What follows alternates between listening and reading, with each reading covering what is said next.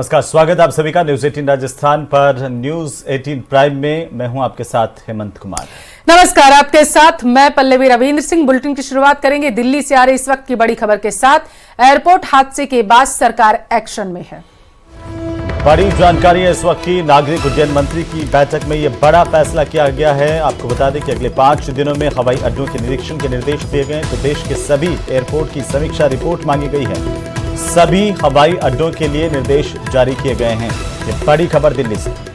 तो एयरपोर्ट हादसे के बाद सरकार जो है एक्शन में है। बताया जा रहा है कि सभी हवाई अड्डों के लिए निर्देश जो है वो जारी कर दिए गए हैं। रिपोर्ट मांगी गई है कि वो किस स्थिति में है, इसको लेकर के रिपोर्ट देने का आदेश दिया गया। अगले 5 दिन में जितने भी हवाई अड्डे हैं उनके निरीक्षण की बात कही गई है और इसके बाद निर्देश दिए गए हैं कि जल्दी से इस पूरे मामले की रिपोर्ट जो है वो दी जाए।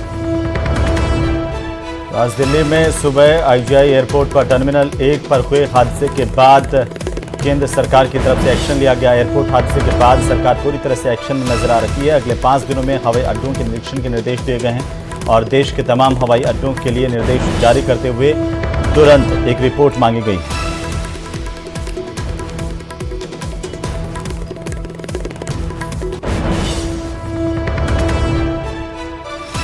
दिल्ली एयरपोर्ट हादसे में मुआवजे का ऐलान किया गया है। दिल्ली एयरपोर्ट हादसे को लेकर मरने वालों के परिवारों को 20 लाख रुपए मुआवजा देने का ऐलान सरकार की तरफ से किया गया है। और वहीं दूसरी तरफ एयरपोर्ट हादसे में घायल लोगों को 3 लाख का मुआवजा देने की घोषणा सरकार की तरफ से दी गई।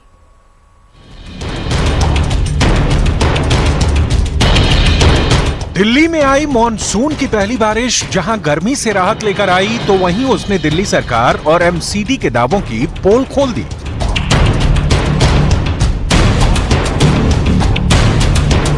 कुछ घंटे की बारिश ने पूरी राजधानी को पानी पानी कर दिया। कहीं सड़कें धंस गईं, तो कहीं सांसद का घर पानी पानी हो गया। मॉनसून की पहली बारिश दिल्ली एयरपोर्ट के टर्मिनल 1 पर कहर बनकर बरपी। छत गिर गई पार्किंग की, जिससे 6 लोग से ज्यादा घायल हो गए, जबकि 1 शख्स की मौत हो गई। घायलों का इलाज अस्पताल में चल रहा है।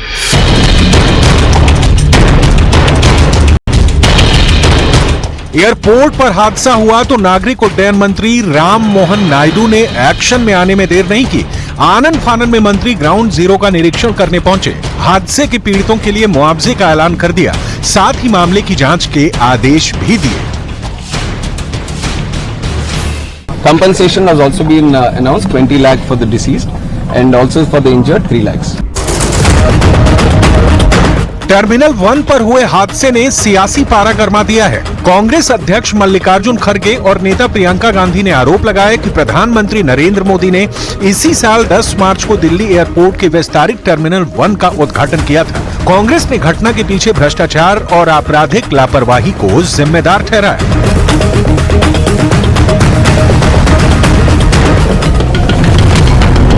कांग्रेस ने आरोप लगाया तो बीजेपी ने साफ कर दिया कि टर्मिनल का जो हिस्सा गिरा उसका निर्माण यूपीए सरकार के वक्त साल 2008-2009 में हुआ था, जब प्रफुल्ल पटेल नागरिक उड्डयन मंत्री थे। टर्मिनल की छत के गिरे हिस्से पर सरकार ने साफ कर दिया कि जो हिस्सा गिरा उसका उद्घाटन पीएम मोदी ने नहीं किया था।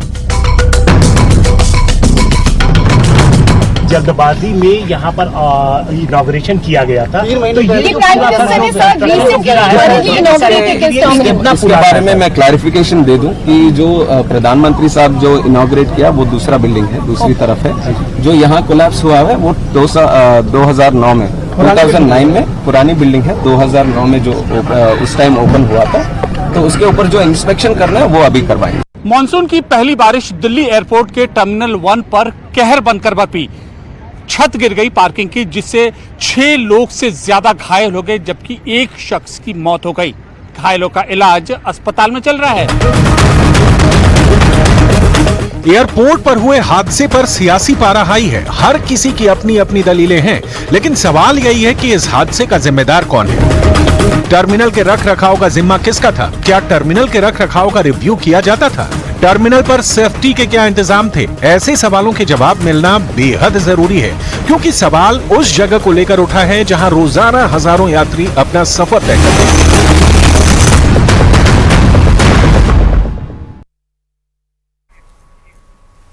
राजधानी दिल्ली में मानसून की पहली बारिश ने पूरे सिस्टम की पोल खोलकर रख दी है। तो चलिए अब हम आपको दिखाते हैं कि महज कुछ ही घंटों की बारिश ने दिल्ली में आखिरकार किस तरीके से आधी दिल्ली को डुबो दिया। रिपोर्ट देखिए।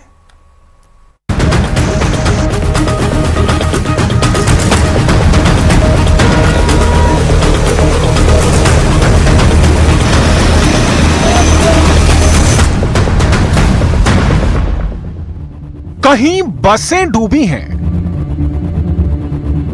कहीं कारें डूबी हैं, कहीं वीवीआईपी आवास डूबे हैं, कहीं एयरपोर्ट पर बारिश का कहर है। बारिश ने किया खेल, ड्रेनेज सिस्टम फेल। दिल्ली को लंदन बनाने का सपना दिखाया गया था, लेकिन तस्वीरें वेनिस वाली दिख रही हैं। सिस्टम को बनाने वालों का सिस्टम ही डूब गया है।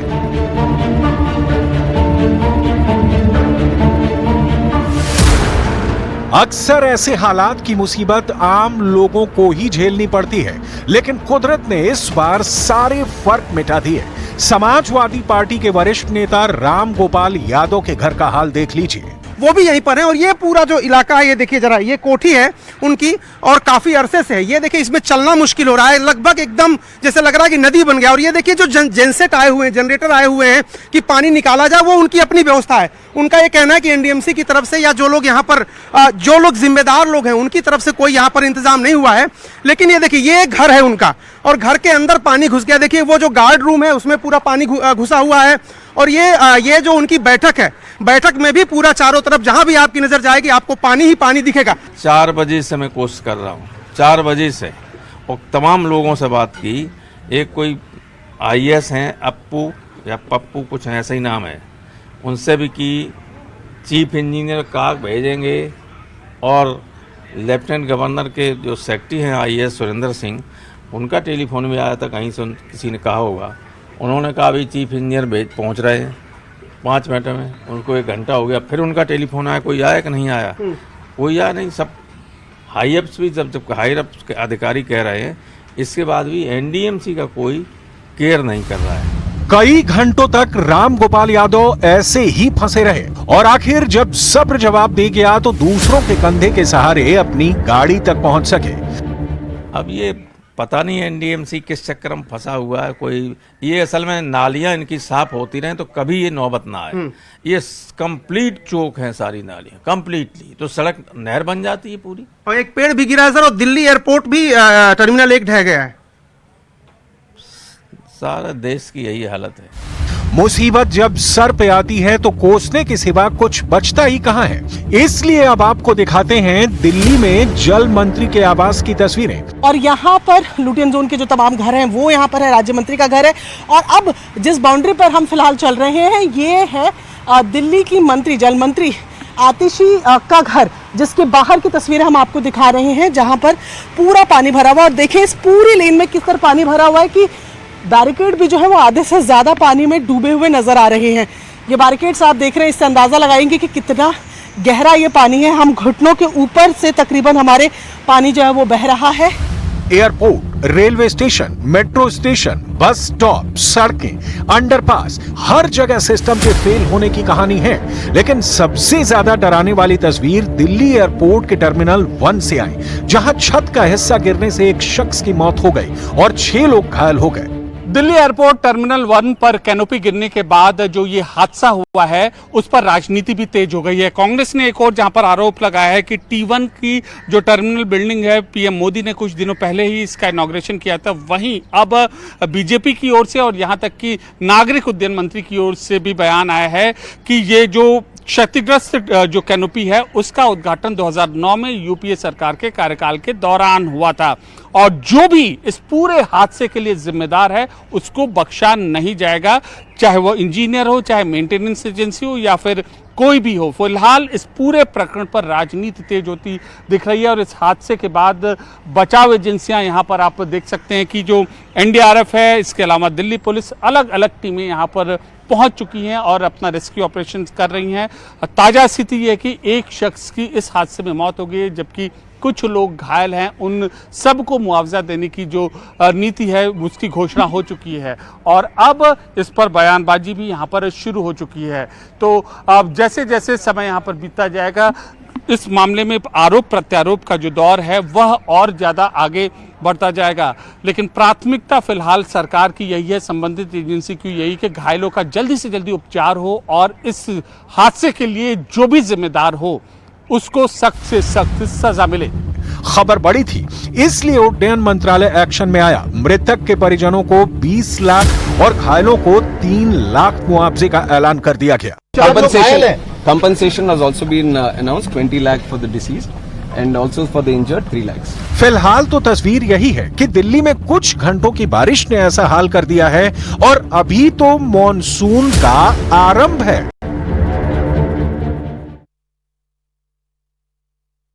और चलिए अब बात करेंगे नीट की, क्योंकि नीट पेपर लीक के एक गुनहगार की कहानी सीबीआई के हवाले है, जहां शक है, जो रेडार पर हैं उनकी तलाश की जा रही है। धांधली के पूरे नेक्सस को उखाड़ फेंकने के लिए सीबीआई की टीम लगी हुई है, लेकिन सड़क से लेकर संसद के दोनों सदनों में नीट को लेकर हंगामा हो रहा। लेकिन सवाल ये कि आखिरकार असल मुद्दे से भाग कौन रहा है? आखिर बहस से कौन भाग रहा है, कौन सत्र को हंगामे की भेंट चढ़ाना चाहता है, ये खास रिपोर्ट देखिए। यहाँ पे पार्लियामेंट हाउस में नीट पे डिस्कशन हो कि चर्चा के दौरान कोई भी मुद्दा आएगा हम जवाब के लिए तैयार हैं। स्टूडेंट्स की रिस्पेक्ट करने के लिए हम नीट पर डिस्कशन करें। सरकार जवाब देने के लिए तत्पर भी है और जवाब देगी, ये मैं विश्वास दिलाता हूं। 7 साल में 70 बार पेपर लीक होता है। आई डू नॉट सदन नहीं चलाने देना ये संसदीय लोकतंत्र के लिए उचित नहीं है। और जाहिर बात है 1 घंटे बोलने में राहुल गांधी जैसे व्यक्ति 100 गलतियां करेंगे। सरकार किसी भी प्रकार की चर्चा के लिए तैयार है। नीट पेपर लीक मुद्दे पर लोकसभा में चर्चा की मांग को लेकर विपक्ष ने जमकर हंगामा किया। सबसे पहले राहुल गांधी ने सदन में नीट पर चर्चा की मांग की, जिसका पूरे विपक्ष ने समर्थन किया। इस दौरान सदन में जमकर हंगामा भी हुआ।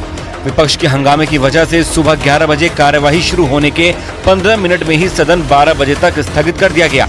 हालांकि दोपहर 12 बजे कार्यवाही दोबारा शुरू होने पर विपक्ष अपनी मांग पर अड़ा रहा।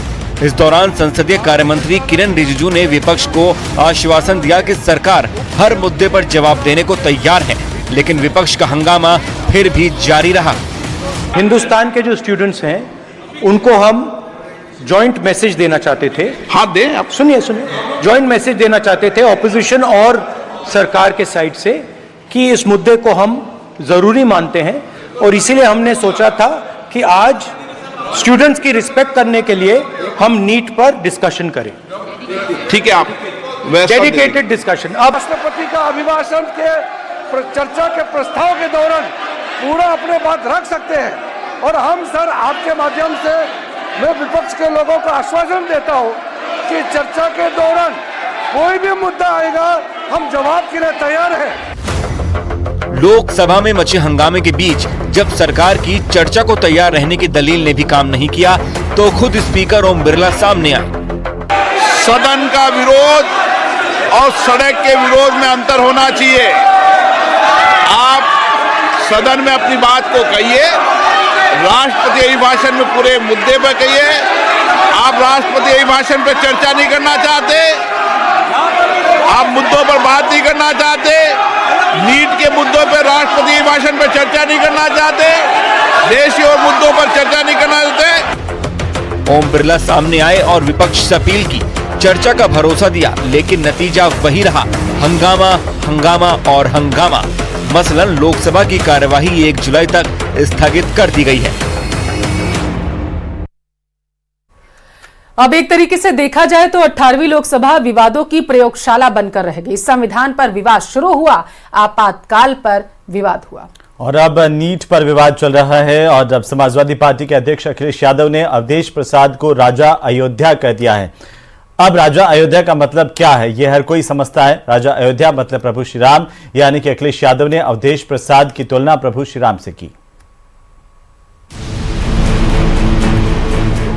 लोकतंत्र रक्षक सेनानी ये खड़े हमारे साथ, अवधेश जी, राजा अयोध्या।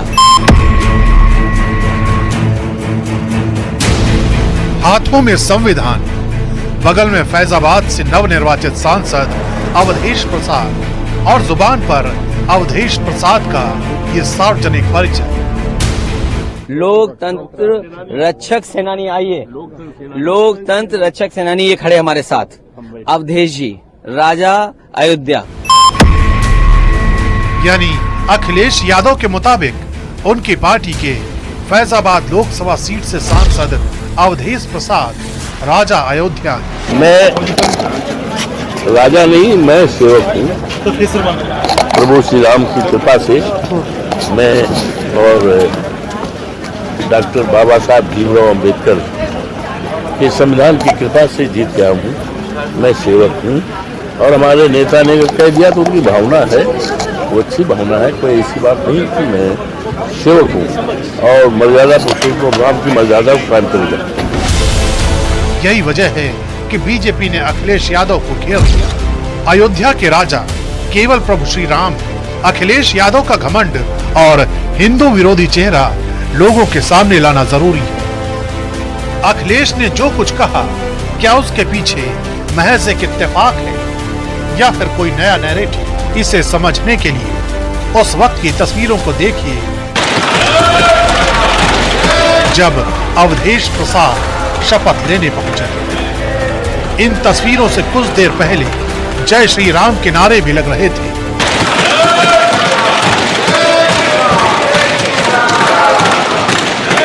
लेकिन अवधेश प्रसाद के शपथ ग्रहण के दौरान जय अवधेश का जय घोष किया गया।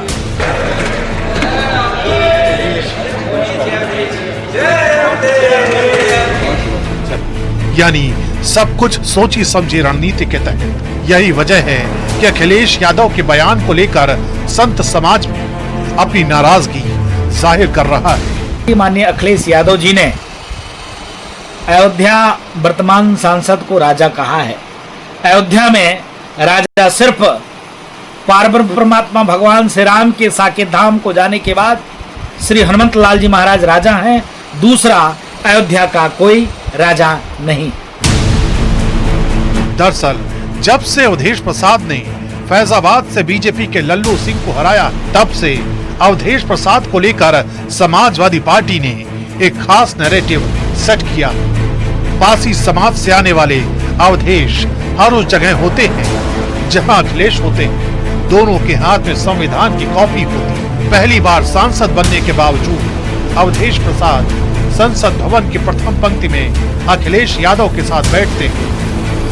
यानी अवधेश प्रसाद के कंधे पर बंदूक रखकर अखिलेश यादव बीजेपी से भविष्य की सियासत की लड़ाई लड़ रहे हैं और बीजेपी को बार बार ये याद दिलाना चाहते हैं कि राम मंदिर का मुद्दा उठाने वाली पार्टी को ही उनके नेता ने अयोध्या में हरा दिया। लेकिन सवाल तो यही है कि राजनीतिक एजेंडा सेट करने की कोशिश में अवधेश प्रसाद को अयोध्या का राजा कैसे कहा जा सकता है, क्योंकि सनातन संस्कृति में अयोध्या के राजा का मतलब सिर्फ और सिर्फ प्रभु श्री राम से।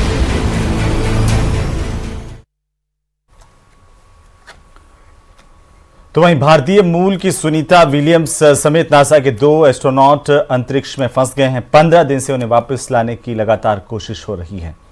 क्या सुनीता अंतरिक्ष से धरती पर वापस लौट पाएंगी? इन सारे सवालों का जवाब रिपोर्ट में समझिए।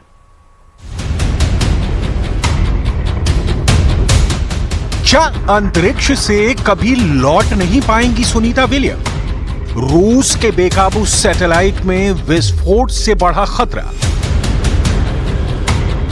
15 दिन हो चुके हैं और हर बीतते पल में सुनीता विलियम्स की वापसी की उम्मीदें कम होती जा रही हैं।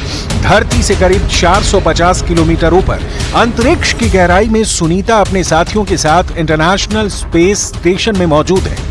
हर दिन वहां से वापस लौटने की कोशिश की जाती है, लेकिन ना उम्मीदी हाथ लग रही है। ये तस्वीरें हैं 5 जून की, जब सुनीता विलियम्स स्पेस सूट में अंतरिक्ष में नए मिशन पर जाने के लिए पूरी तरह से तैयार थी। वीडियो में देख सकते हैं कि सुनीता अपने साथी बुच वेलमोर और स्टेशन में मौजूद लोगों के साथ गले मिलकर अपनी खुशी जाहिर कर रही हैं। लेकिन उस वक्त किसी को भी अंदाजा नहीं था कि अंतरिक्ष में एक नहीं 2 मुसीबत उनका इंतजार कर रही है। सुनीता अपने साथी बुच विल्मर के साथ इंटरनेशनल स्पेस स्टेशन में फंस गई हैं और वापसी के सारे रास्ते बंद होते नजर आ रहे हैं। दोनों को जिस स्पेसक्राफ्ट बोइंग स्टार लाइनर में लौटना था उसमें खराबी आ गई है। सुनीता विलियम्स और बुच विल्मो को 13 जून को धरती पर लौटना था, लेकिन दोनों अब भी इंटरनेशनल स्पेस स्टेशन में फंसे हुए हैं। हालांकि नासा उन्हें लाने के प्रयास कर रहा है। दरअसल सुनीता विलियम्स और बुच विल्मोर 5 जून 2024 को अंतरिक्ष में गए थे। वैसे तो ये 9 दिन का ही मिशन था, लेकिन अब ना जाने कब खत्म होगा। बताया जा रहा है कि यान में हीलियम लीक होने लगी और थ्रस्टर में भी तकनीकी खराबी आ गई। इसके बाद नासा ने 26 जून को विलियम्स और विल्मोर की वापसी कराने की भी बात कही थी, लेकिन अब वापसी का दिन फिर आगे बढ़ गया है। इस बीच एक और खबर ने ISS में सुनीता और उनकी टीम पर खतरा बढ़ा दिया है। बताया जा रहा है कि रूस के एक बेकाबू सैटेलाइट में विस्फोट हुआ है। उसके टुकड़े उस तरफ तेजी से बिखरे जहां इंटरनेशनल स्पेस स्टेशन है। अगर सैटेलाइट का सुई जितना टुकड़ा भी सुनीता के यान से टकराया तो बड़ा हादसा हो सकता है और उनके वतन आने की उम्मीदें खत्म हो जाएंगी। लेकिन नासा के वैज्ञानिक हार मानने वालों में से नहीं है। उनका दावा है कि सुनीता सुरक्षित धरती पर लौटेंगे। इस बीच एलॉन मस्क से भी मदद मांगी गई है, क्योंकि मस्क की कंपनी स्पेस एक्स तैयारी कर रही है कि वो एक छोटा यान अंतरिक्ष में भेजे, जिससे सुनीता विलियम्स की सफल वापसी हो सके।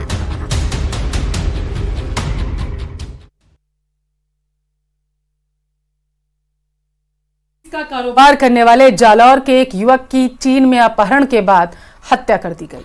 मृतक चीन से सामान लाकर के मुंबई में होलसेल में बेचता था और युवक के परिजन क्षेत्रीय सांसद से संपर्क करके शव को भारत लाने की प्रक्रिया में लगातार जुटे हुए हैं।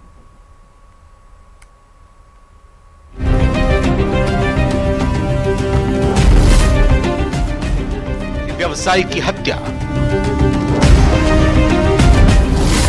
मुंबई में मोबाइल का कारोबार करता था सतीश कुमार। व्यापार के सिलसिले में जाना होता था चीन। यह तस्वीर है 26 साल के सतीश कुमार की, जिसकी चीन में अपहरण के बाद हत्या कर दी गई। जालौर के भीनमाल के रहने वाला सतीश मुंबई में मोबाइल का बिजनेस करता था। व्यापार के सिलसिले में चीन आना जाना होता रहता था। जून महीने में ही सतीश चीन गया था, जहां 21 जून को अज्ञात लोगों के जरिए उसका अपहरण कर लिया गया, जिसकी सूचना उसने खुद परिवार को अपने फोन से दी थी। बच्चा अभी साइना से भी बात नहीं हो रही है। पहले बात हुई थी, फिर बात नहीं हो रही है। 2 दिन से बात नहीं हो रही है और फिर बाद दूतावास से कार्रवाई हुई है। मेरे बड़े बच्चे ने कार्रवाई की थी तो और चलिए इसी के साथ फिलहाल के लिए इस बुलेटिन बस इतना ही। हम दोनों को दीजिए इजाजत। नमस्कार।